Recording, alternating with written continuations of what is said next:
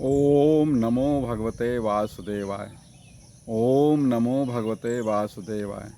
परम पवित्र ग्रंथ श्रीमद् भगवत गीता के 5वें अध्याय का तीसरा श्लोक है। ज्ञेयः स नित्य सन्यासी यो नादेष्ट न कांक्षति निर्द्वंद्वो ही महाबाहो सुखम बंधात प्रमुच्यते। अर्थात हे अर्जुन, जो पुरुष ना किसी से द्वेष करता है और ना किसी की आकांक्षा करता है, वह कर्मयोगी सदा सन्यासी ही समझने के योग्य है, क्योंकि राग द्वेषादि द्वंद्वों से रहित पुरुष सुखपूर्वक संसार बंधन से मुक्त हो जाता है। ये तो इसका अर्थ हो गया। उसकी व्याख्या सुनिए। भगवान श्री कृष्ण यहाँ पर कर्मयोग और संन्यास योग के अंतर को स्पष्ट करते हैं। बताते हैं कि सच्चा सन्यासी वह नहीं है जो केवल सांसारिक जीवन का त्याग करता है, बल्कि वह है जो मानसिक रूप से द्वेष और इच्छा से मुक्त है। द्वेष और कामना से इसका मतलब क्या है? द्वेष का अर्थ होता है ईर्ष्या, घृणा, नाराज़गी। ये नहीं रखना चाहिए अपने अंदर, तो आप द्वेष मुक्त हैं। और कामना का अर्थ है किसी चीज़ या स्थिति की तीव्र इच्छा नहीं होनी चाहिए कि हमारे पास आना ही चाहिए, हमें मिलना ही चाहिए।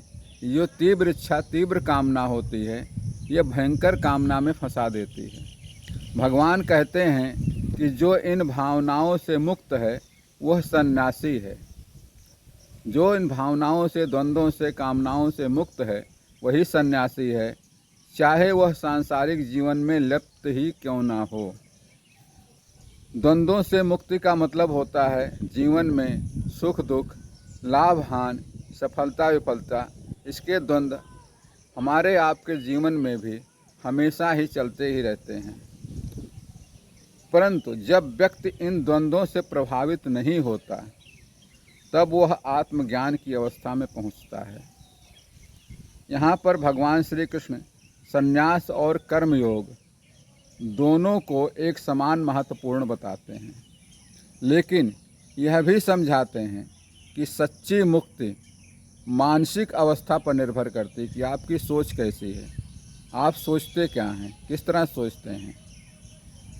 यहाँ पर भगवान श्री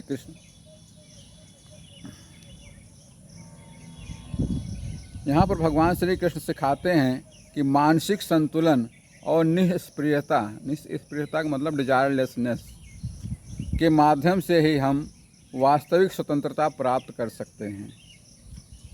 यहाँ पर हमें यह शिक्षा मिलती है कि सच्ची संन्यास की अवस्था मानसिक होती है, ना कि बाहरी। बस मित्रों, आज के लिए इतना ही। इससे अगले श्लोक के लिए कल फिर मिलेंगे। तब तक के लिए श्री कृष्ण शरणम मम। श्री कृष्ण शरणम मम।